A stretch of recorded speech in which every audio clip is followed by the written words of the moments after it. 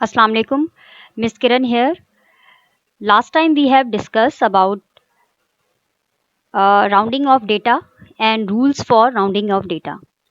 Chapter number 1, Fundamental of Chemistry. Today I am going to discuss with you error and deviation. Error and deviation. Error mean defect. In experimental observation, we come across with error and deviation in repeated measurement. जब भी हम chemistry में lab में कोई experiment perform करते हैं, जैसे कि टाइट्रेशन हो गया, एसिड बेस टाइट्रेशन, कोई भी एक्सपेरिमेंट जब हम परफॉर्म करते हैं तो अगर कभी कभी ऐसे होता है कि जब हम उसकी रीडिंग लेते हैं तो रीडिंग में डिफेक्ट्स आते हैं या रीडिंग में एरर आते हैं, तो उस तरह के उसे हम लोग कहते हैं एरर। और फिर उन एरर को हम लोग ठीक भी करते हैं। अपने जो रीडिंग होती है, अपना जो एक्सपेरिमेंट होता है, उसको सेवरल टाइम रिपीट करके हम मीन लेते हैं, तो उसे हम लोग कहेंगे deviation. Error in analysis may be classified as systematic, or we can say that determinate and are random or indeterminate error. There are two type of error. One is systematic. Determinate means limited, जो कि आपके instrument की खराबी की वजह से या आपके ऑपरेटर्स या इंस्ट्रूमेंट में डिफेक्ट की वजह से, कि अगर आपका इंस्ट्रूमेंट या जो ऑपरेटर्स आप यूज़ कर रहे हैं, अगर वो कैलिब्रेटेड नहीं है, कहीं से उसमें कोई डिफेक्ट है, टूट गया है, या उसका कोई ऑपरेटर सही से फंक्शनिंग नहीं कर रहा, तो हमें रीडिंग सही नहीं मिलती, उसकी वजह से हमारे एक्सपेरिमेंट में एरर आता है। इसे हम लोग कहते हैं सिस्टमेटिक एरर। और हमारी मिस हैंडलिंग की वजह से, कि अगर हम ड्यूरिंग एक्सपेरिमेंट सीरियस नहीं है, या हम अपने ऑपरेटर्स को सही से हैंडल नहीं कर पा रहे, या हमने अपने ऑपरेटर्स को सही से रिंस नहीं किया, तो हमारी मिस हैंडलिंग की वजह से, हमारी कंसंट्रेशन ना देने की वजह से जो हमारे एक्सपेरिमेंट की रीडिंग्स में मिस्टेक्स आती हैं, उसे हम लोग कहते हैं रैंडम एरर और इनडिटर्मिनेट एरर, मतलब अनलिमिटेड। इसके अनलिमिटेड फैक्टर्स हो सकते हैं। इसके बाद जो हमारे पास नेक्स्ट है, सिस्टमेटिक एरर को हम लोग थोड़ा सा एक्सप्लेन करेंगे। Systematic error is a type of error cause by the improper functioning of error improper functioning of instrument के। जैसे कि मैंने अभी आपको बताया कि कोई भी अगर हम एक्सपेरिमेंट कर रहे हैं और उसमें जो हमने इंस्ट्रूमेंट यूज़ किया है, अगर उस इंस्ट्रूमेंट में कोई डिफेक्ट है, तो उसकी वजह से हमारी रीडिंग में जो एरर आएगा, उससे उस एरर को हम लोग कहेंगे सिस्टमेटिक एरर, जो कि हमारे सिस्टम में खराबी की वजह से आया है। For example, in titration acid base titration experiments होते हैं जो कि हम लैब में परफॉर्म करते हैं। In titration if the indicator is not properly prepared, titration हमारे पास एक्सपेरिमेंट है जो कि अभी मैं आपसे डिस्कस करने वाली हूँ इन डिटेल। उसमें हमारा एक्सपेरिमेंट कंप्लीट हो गया है या नहीं, उसके एंड हमारे एक्सपेरिमेंट को एंड पॉइंट को जो इंडिकेट करता है, उसे हम लोग कहते हैं इंडिकेटर। इंडिकेटर अपने कलर को चेंज करके, जैसे कि इंडिकेटर हमारे पास है फिनोल्फिथिलीन, मिथाइल ऑरेंज, तो वो हम अपने कोनिकल फ्लॉस में डालते हैं, फिर हम उसे अगेंस्ट द टाइट्रेंट ट्रीट करवाते हैं एसिड बेस टाइट्रेशन में। और वो जो इंडिकेटर होता है, इंडिकेटर का काम जो है लैब में या एक्सपेरिमेंट में है, वो है indicate the end point of a chemical reaction. कोई भी इंडिकेटर हमें बताता है कि आपका रिएक्शन कंप्लीट हो गया है या नहीं, by changing its colour. Indicator कैसे बताएगा? अपना कलर चेंज करके, कि जब उसका कलर चेंज हो जाएगा या वो कलरलेस हो जाएगा, तो हमें पता लग जाएगा कि हमारा एक्सपेरिमेंट कंप्लीट हो गया है। नाउ अब हम रीडिंग ले सकते हैं। तो अगर हमारा इंडिकेटर जो हम एसिड बेस टाइट्रेशन में यूज़ कर रहे हैं, जो कि केमिकल है, अगर वो केमिकल की प्रिपरेशन हम लोगों ने सही तरीके से नहीं की, तो हमारे रीडिंग में एरर आ सकता है, डिफेक्ट आ सकता है। जैसे कि मैंने यहाँ लिखा कि इंडिकेटर का काम है colour become change before the equivalence point, कि अगर इक्विवेलेंस पॉइंट से पहले, एंड पॉइंट से पहले कलर चेंज हो गया, तो हमारी रीडिंग में डिफेक्ट आएगा, जो कि हमारे पास है सिस्टमेटिक डिफेक्ट।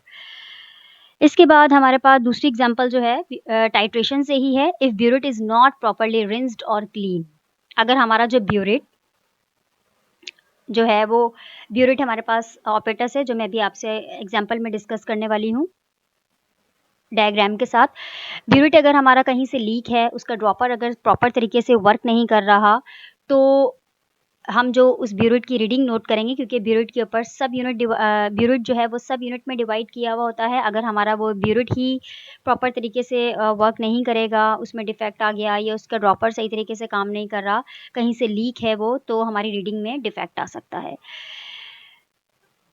लेकिन हम यही कह सकते हैं कि अगर हम तमाम डिफेक्ट्स को भी, इफ़ वी एलिमिनेट और correct all the systematic errors, we still don't obtain exact और true measurement because there is some uncertainty in every physical measurement. हम अपने अगर तमाम एरर्स को निगलेक्ट भी कर दें, नेग्लिजिबल भी कर दें, उन्हें ठीक भी कर दें, तब भी हम किसी भी एक्सपेरिमेंट की 100% राइट वैल्यू ऑब्टेन नहीं कर सकते, क्योंकि कोई ना कोई फिजिकल मेजरमेंट, कोई ना कोई फिजिकल फैक्टर उसके ऊपर इफेक्ट करता है, जो कि हमारी रीडिंग को डिस्टर्ब करता है। इसके बाद जो सेकंड है हमारे पास, वो है रैंडम एरर, जिसे हम इनडिटर्मिनेट एरर कहते हैं, unavoidable.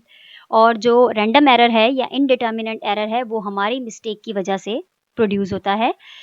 The error that the remaining variation indicates और कॉल्ड रैंडम एरर, कि अगर हम एक्सपेरिमेंट परफॉर्म कर रहे हैं और हमने रीडिंग गलत नोट कर ली, जैसे ही कलर चेंज होता है इंडिकेटर का, फ़ौरन हमें ब्यूरेट से रीडिंग चेक करनी होती है। अगर वो रीडिंग हम लोग सही तरीके से रीड नहीं कर पा रहे, या हम किसी और काम में लग गए और हमसे थोड़ी सी रीडिंग इक्विवेलेंस पॉइंट आगे पीछे हो गया, तो ये हमारी जो है वो लापरवाही होगी, हमारे ही गलती की वजह से, हमारी मिस हैंडलिंग की वजह से जो एरर क्रिएट हो, जो एरर प्रोड्यूस हो, उसे हम लोग कहते हैं रैंडम एरर।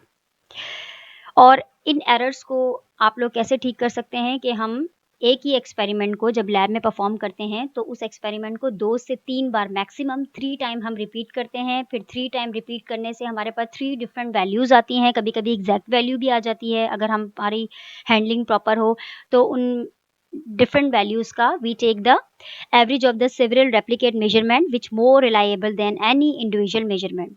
हमने जो 2 से 3 बार अपना एक्सपेरिमेंट रिपीट किया है, उस एक्सपेरिमेंट की जो वैल्यूज़ आएंगी उनका हम मीन लेंगे, तो इस तरह हम काफ़ी हद तक एक अच्छी रीडिंग हासिल कर सकते हैं। जैसे कि मैंने आप लोगों से डिस्कस किया था टाइट्रेशन।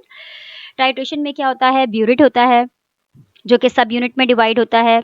यहाँ टाइट्रेंट होता है, कोनिकल फ्लास्क जिसमें हम बेस यूज़ करते हैं, टाइट्रेट होता है, और इसी में हम इंडिकेटर डालते हैं, और उस इंडिकेटर का काम होता है एंड पॉइंट को शो करना अपना कलर चेंज करके। तो अगर हमारे इस ब्यूरेट में कोई ख़राबी है, कोई लीकेज है, ड्रॉपर सही से वर्क नहीं कर रहा, जहाँ पर इसका ड्रॉपर लगा हुआ होता है, ड्रॉपर अगर सही से वर्क नहीं कर रहा, तो या यहाँ से कहीं से ये क्रैक है, या किसी यहाँ पर आयरन स्टैंड में कोई डिफेक्ट आ गया, तो इस तरह की ख़राबी हमारे सिस्टम की ख़राबी है। इसकी वजह से जो हमारा एरर आएगा उसे हम सिस्टमेटिक एरर कहेंगे। लेकिन अगर हमने, और दूसरा, अगर हम अपने ऑपरेटर्स को सही से रिंस ना करें, क्योंकि जब भी हम केमिस्ट्री में कोई एक्सपेरिमेंट परफॉर्म करते हैं, तो हमें अपने ऑपरेटर्स को ठीक तरीके से वॉश करना होता है, ताकि जो उसमें पहले कोई केमिकल है वो वहाँ से रिमूव हो जाए और हमारी रीडिंग 100% आए। और दूसरा, हमें प्रॉपर अगर इंडिकेटर यूज़ कर रहे हैं, तो वो इंडिकेटर जो है वो अच्छे तरीके से प्रिपेयर होना चाहिए, ताकि हमारा कोई सिस्टमेटिक एरर ना आए। लेकिन अगर हम रीडिंग नोट कर रहे हैं और लैब में अगर हम सीरियस नहीं हैं, या हमारी सारी कंसंट्रेशन हमारे एक्सपेरिमेंट के ऊपर नहीं है, हमने गलत कोई रीडिंग नोट की, हमने इक्विवेलेंस पॉइंट से आगे पीछे रीडिंग नोट की, तो फिर हम जो मीन निकालेंगे वो भी गलत आएगा। तो इस तरह से अगर हम ध्यान से अपनी रीडिंग नोट नहीं कर रहे, हमारी मिस हैंडलिंग हो रही है हमारे मिस बिहेवियर की वजह से, तो जो एरर आए उसे हम लोग बोलेंगे रैंडम एरर, जो कि हमारी गलती की वजह से कॉज हो रहा है। तो फिर इन एरर्स को हम कैसे ख़त्म कर सकते हैं, कि हम 2 से 3 बार अपने एक्सपेरिमेंट को रिपीट करेंगे। जो 2 से 3 बार रिपीट करने से जो वैल्यू हमारे पास आई है, उसका हम मीन निकालेंगे, और मीन निकालने के बाद जो हमारे पास कुछ ना कुछ रिलायबल रीडिंग आ जाएगी, जो कि इंडिविजुअल मेजरमेंट से काफ़ी हद तक ठीक होगी। Thank you.